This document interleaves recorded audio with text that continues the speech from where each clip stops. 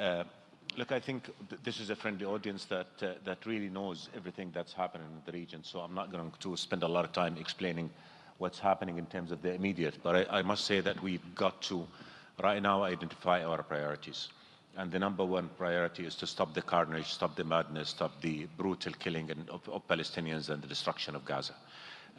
Because that is going unabated, despite our continuous efforts, not just as a group, but also among many others of our partners, to bring this brutal war to an end.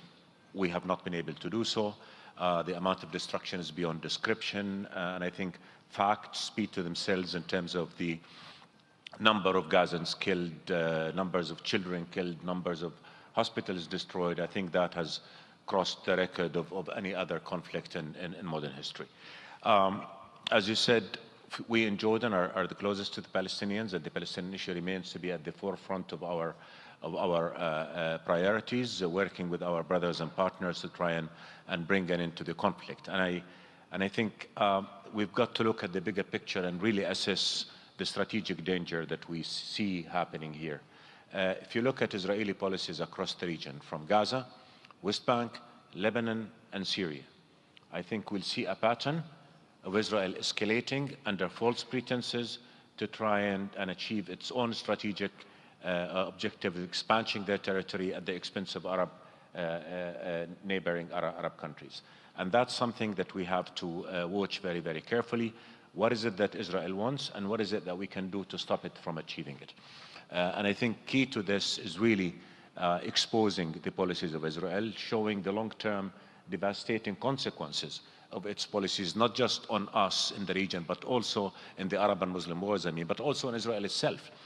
Because I think by now, decades into the conflict, everybody knows that unless we solve the root cause of conflict, which is the Israeli occupation of Palestine, the denial of the Palestinian people of their right to freedom and safety and justice and statehood, the region will never enjoy security.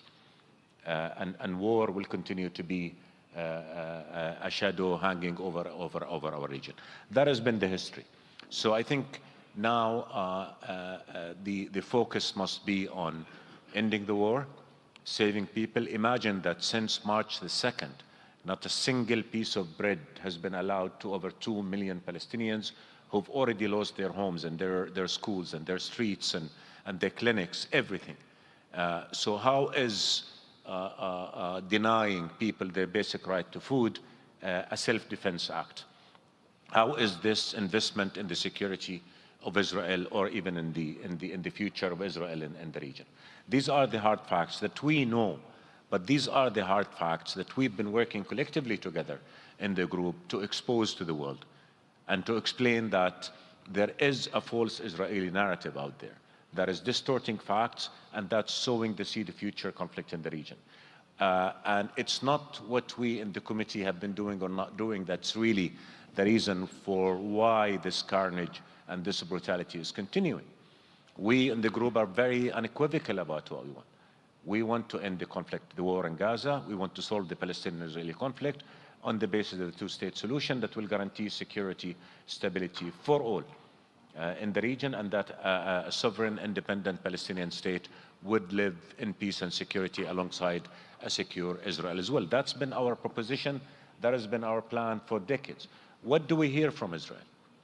And ask any Israeli officials, what is your vision for beyond the immediate wars that, and I say wars in the plural because we see what's happening in the West Bank, we see what's happening in Syria as well. And we will not get the answer. And this is the message with which we need to go, armed with facts, to the world and say, we want peace, but in order for peace to last, it has to be just. And in order for the peace to be just, it has to fulfill the legitimate rights of the Palestinian people to freedom and statehood. Nobody is looking the long term, but there are over 500,000 boys and girls in Gaza who haven't gone to school for the last 2 years. What kind of future awaits these? How is Israel going to achieve security if the Palestinian people continue to suffer destruction and continue to have their rights exposed? And we can go into Syria later and what's happening there, but ultimately the message from us in the region is that we want peace, we have a plan for peace, but we don't have a partner in the current Israeli government. And we're really all looking forward to being able to take our plan further, share it with the rest of the world, including with the United States, which is a key partner to all of us, particularly now that we have an American president, President Trump, who says he wants to make peace. And we are partners in that effort to make peace. And I think it's our job to explain that in order for that peace to happen, the Palestinians have to have their state and have to have their freedom to live side by side, Israel and peace and security. But I think we cannot continue as an international community to have the future of the region taken hostage to the ideology of the Israeli Prime Minister and to the radical extremist ministers in his government. Not only is he taking the future of the region hostage, he's taken even the future of his people hostage at the expense, in order for him to serve his political interest and for the ideologues in his government to serve that ideology. That is not the right thing. That is not going to produce peace. That's not going to produce security. And I think even Israelis themselves should ask themselves, what kind of future do they want to have? How are they going to navigate the oceans of hatred and dehumanization that the continuation of the war is creating in the region? We want to live in peace. We want all of us to live in peace, but there's only one path to that peace: ending the occupation, fulfilling the rights of Palestinians to freedom and statehood, so that a Palestinian state, again, would live side by side Israel and peace and security.